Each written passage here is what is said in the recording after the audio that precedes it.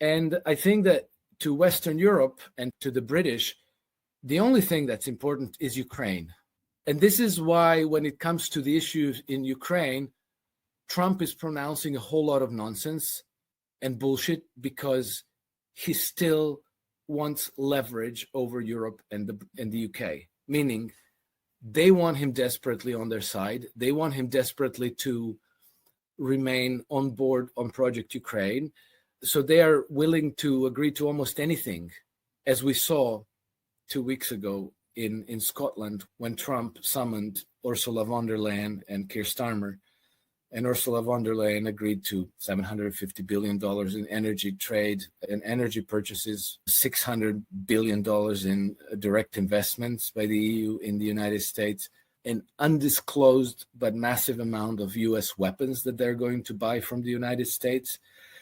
And then the fact that these weapons go to Ukraine is almost irrelevant, in the sense that you can transfer all the weapons you want to Ukraine.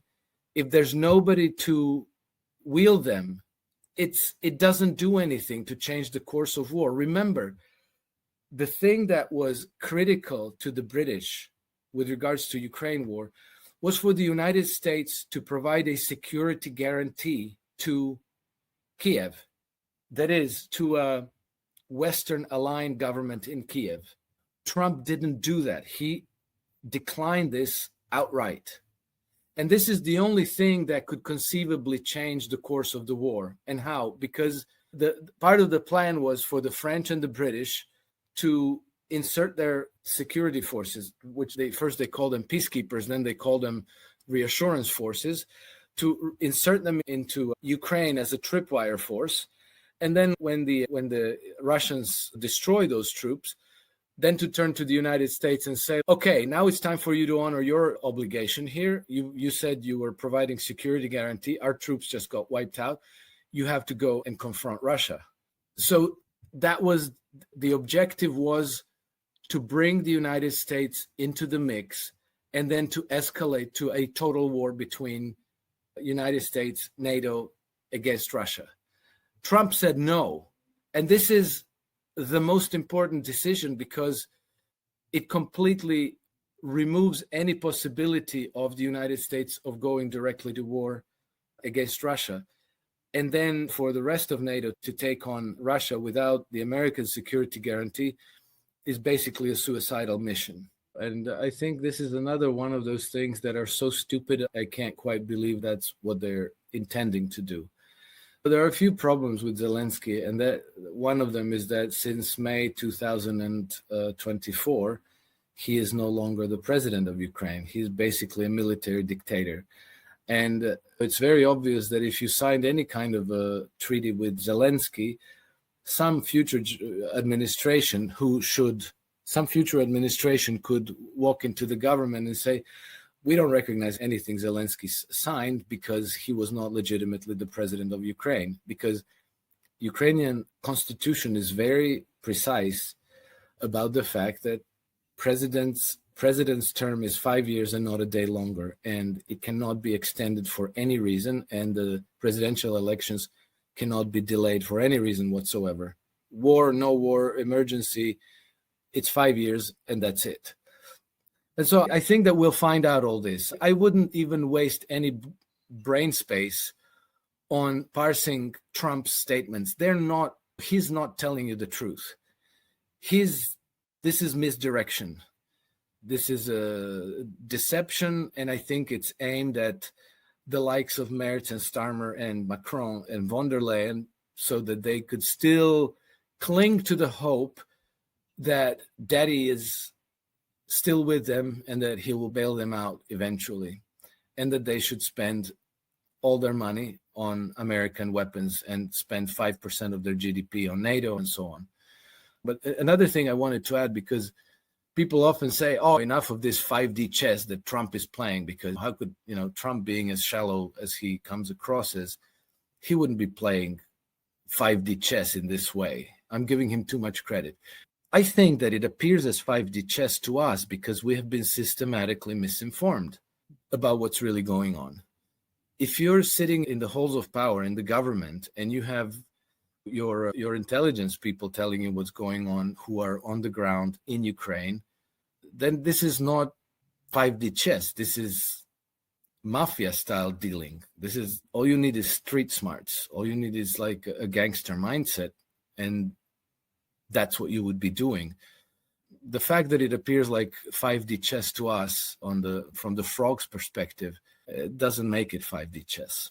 And so the fact that Zelensky is still president, he's illegitimate. So it's a waste of time to discuss and sign anything with him.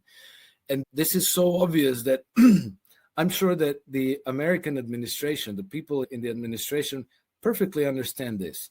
So why is Trump saying all these things? I think it's, again, a psyop aimed at the leaders of the Western European nations who are insisting that Zelensky must be included in these discussions. Why, they don't explain exactly, but they just think that's the way it should be, and they ignore the fact that Zelensky is completely illegitimate. I think that after the meeting, I suspect, and I have no evidence for this whatsoever, but I suspect that part of it is going to be that there must be a caretaker government, that Zelensky cannot sign any of this, that there'll have to be a caretaker government. The legitimate representative of Ukrainian side could be the Speaker of the House, the leader of the parliament, because the Constitution of Ukraine allows for parliamentary elections to be postponed in case of a war emergency. Not the president, the Speaker of the House, the equivalent of the Speaker of the House could be the legitimate leader of Ukraine. But then part of the deal could be the early elections. And then if it turns out that the United States backs Valery Zaluzhny as the new president of Ukraine, that'll be another signal that it's a deal between Russia and I think that the Brits are not so sure about Zaluzhny. We got that Vogue press photo op of Zaluzhny, which pretty much signifies that somebody is pushing him forward. And I've noticed that this all happened from the time that Trump was meeting with Starmer in Scotland. And so it seems to me that Trump is exerting pressure for Zaluzhny to take over. And if that turns out to be the case, I very strongly suspect that's a deal between Trump and Putin. That's part of that deal. Vladimir Putin doesn't take offense. He doesn't care what people say about him. They've been demonizing him for 23 years now in the Western press. I don't think Xi Jinping cares either. But what they sign on the paper, what deals they make with the United States, that's very important. And I think that Trump certainly believes that he can manage all this. And I think that he's probably right about that and I think that he's already made himself a lot more powerful than he was in his first term, partly by passing the big, beautiful bill, partly by bringing Elon Musk to his side and X changing hands from the globalist to a different manager. We have basically X is now the leading source of news for many people around the world. He's less vulnerable to the propaganda effect. The fact that they're meeting in Alaska tomorrow on Friday, 15th August, tells you that they've already agreed on a lot of important points. Otherwise, Trump and Putin wouldn't be meeting to say, hey, what are we going to do? This is all so messy. Their delegations, their representatives have already discussed a lot of these things extensively. And the fact that they were able to put this summit on so quickly tells you that they found it easy to agree on some very important issues that are important both to the Russians and to the Americans. Then I think that another score has been outing of the Russiagate documents.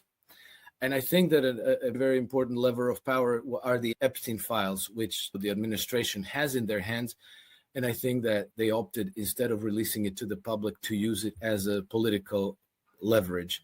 And then this week, over the weekend, he took control of Washington, D.C. He put the control of the security of Washington, D.C. under the federal government. So the mayor and the Metropolitan Police in Washington, D.C. are now controlled by the Attorney General and by extension by Trump. And so he has very much consolidated his political power in a much more robust way than he did in his first term. In his first term, he simply didn't. So he was being constantly 24/7 attacked, not only in the media and demonized ad nauseum, but he was also being constantly attacked through lawfare, through these endless impeachment proceedings and trials. And so he was politically very weak. This is not the case anymore. But the key moment will be the, how do you call it, the midterm elections. So they need to, the Republicans loyal to Trump need to retain control of the House of Representatives and the Senate. And I think that this is part of the reason why Trump is going around making himself the winner in every situation. And he's making peace here and there, improving the economic performance in the United States, and all of these things that he's constantly very boastful about. I think that's aimed at further consolidating his political position at home. And that is, I think, from his point of view, the most important priority for his government. I think that the leaders in Russia and in China and elsewhere understand this. They're not stupid. And so they understand that a lot of his bravado, a lot of his, let's call it, boorish pronouncements to the public, to the press, they serve this purpose. And I think that they don't care. And I know people will say the United States is not agreement capable and you can't trust them as far as you can throw them and so on and so forth. But having a deal is better than not having a deal, because a deal gives you at least some leverage. Yeah, maybe some future administration is going to come in and they're going to say, we don't recognize this, we're walking back out of this. But there's a lot to be done, and there's a lot to be gained for all sides, not only in terms of economic development, trade, scientific, cultural exchange, and all of these things, and peace, but also in terms of nuclear disarmament, which is another thing that Trump has mentioned a few times and people in his administration. And it is clear that they are, whatever deal happens between the United States and Russia, they're going to be working out some kind of a nuclear disarmament deal in the future. I think these are very important things, and I think that he will be able to manage it because his key counterparts aren't paying attention to the psyops and the pronouncements that are aimed at domestic audiences. They're paying attention of what's being brought to the table and what's being discussed. And so the fact that they're going to be meeting in Alaska is very significant. And my understanding is that the initiative to invite Vladimir Putin to Alaska is from Donald Trump's camp, from his administration. That is the one thing that the other side, again, I'm going back to the two systems of governance, that is the one thing that the other side, the European colonialist system of governance, has been trying to derail for decades now. And if you remember Trump's first term, practically everything was put in motion to make it impossible for Trump to improve the relations between the United States and Russia. You know, to wrap up this whole answer, these measures, these developments, these talks are huge.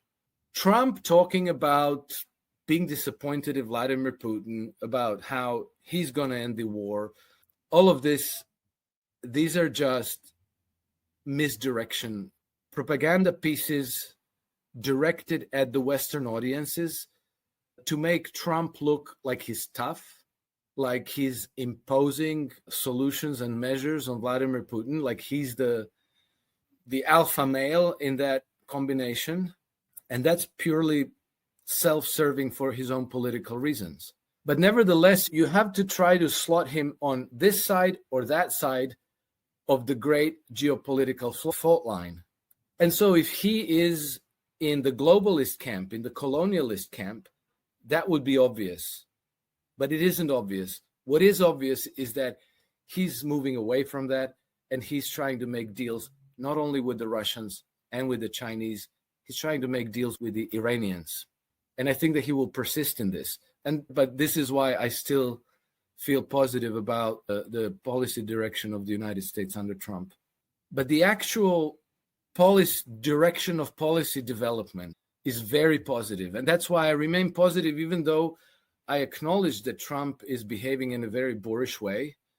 that he is borderline vulgar in the way he talks about other people, other countries, and so forth, that it's very easy to dislike Trump at the personal level and then to distrust him as a president of the United States and the leader of the Western world.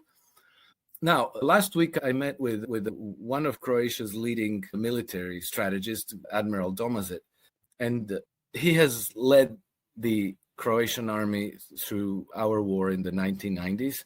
And so I was curious, as a military person, his opinion about this. And the first thing he said when the summit was announced, and they didn't say where yet, he said, soon we're going to find out the place, and the announcement of the place is going to be a very important message to the world. That's very important, where the place is going to be held. They said Alaska, right? We didn't guess Alaska at the time. We were pretty sure it wasn't going to be anywhere in Western Europe. And so what does that tell you? That should later rest all those narratives that are talking about people in the Trump administration being stupid. They don't know what the hell they're doing. They're all over the place. It's chaos.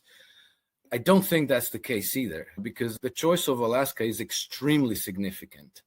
Not only because that's where the two continents come together, where Russia and the United States share a border, actually, and Alaska used to be Russia, that the Russians, for very strategic reasons, sold to the United States. It's also where, for the past 150 years, there have been projects proposed and studied to connect the two countries together physically by drilling a tunnel underneath the Bering Strait. And this has been proposed by Vladimir Putin as recently as 2014. And in 2009, when he was, or 2008, I forget, when he was the prime minister of Russia, he approved a major infrastructure development project for Russia that part of it was bringing railways to the Chukotka Peninsula and make it so that it could be connected to the future tunnel that would connect Russia to the United States. And the Russians were proposing to pay 2/3 of that project of drilling that tunnel. And so part of the reason for wanting to do this is not only economic development, but also, I think it was in the words of Vice President, not William Wallace, FDR's Vice President, Henry Wallace, who said that this would be very important to cement the future of peace for the world, physically connecting the two superpowers and bolstering trade and cooperation and mutual economic development so that you start cultivating friendly relationship. That is so obvious that I think it's impossible that people in the Trump administration, if they have brains, if they have even average IQ, that they would be insisting on unconditional ceasefire and making that a condition for talking deals with the Russians. So obviously the fact that they keep talking about this unconditional ceasefire is a psyop. Obviously, it's not obvious, but that's how I perceive it. Because it's too stupid otherwise. It's just so spectacularly stupid that I cannot take it at face value. So my inclination is to think there's a different kind of a deal going on behind the curtains, behind the scenes. More than 20 years now, for practically since 2003, for 22 years now, Russia and Vladimir Putin have been demonized in the United States and generally in the West, nonstop, 24/7, zero nuance. It's Vladimir Putin is evil. He's a murderous thug, an autocrat, a dictator. He kills journalists and on, and he's going to overrun Europe, blah, blah, blah. And Trump can't come out and say, hey, I'm just going to flush all our European allies, all these wonderful people in the West, down the toilet, and I'm going to make friend with this evil dictator. It doesn't quite work. He can't do that quite exactly the same way. So therefore, you need psyops, misdirection, deception. Look, it was just very short time ago, 3 or 4 weeks ago, that he was saying how terribly disappointed he is with Vladimir Putin. But now he's invited Vladimir Putin to Alaska for a meeting. And what does that tell you? It should tell you that their staff, and this is another thing what I have to say, I've been correct, because I've been saying that I think that the contacts, that the cooperation and the coordination of policy between the Trump administration and the Kremlin is far more extensive than we know. And then we found out from Marco Rubio that there have been a series of secret meetings between the two sides. They didn't tell us what it's about. All they tell us is, we want unconditional ceasefire. I don't think that's the truth, because unconditional ceasefire is so obviously unacceptable to the Russians that this has been going on since the beginning of Trump administration with General Kellogg, right? He's been going on with this, oh, we have to get the Russians to accept unconditional ceasefire. That would be like if you're in a boxing ring and you're beating your opponent to a pulp, and then somebody says, no, stop, we have to stop the fight. We're going to continue the fight in 1 month's time, but now you have to stop. Of course, the side that's winning doesn't want that. They want to finish the fight there because they're already winning it, maybe another few punches and it's all over. Whereas if you give them a month, they will recover. They will train themselves up. They will maybe rethink their strategy and their positioning. And so you've practically given up on your hard-won victory.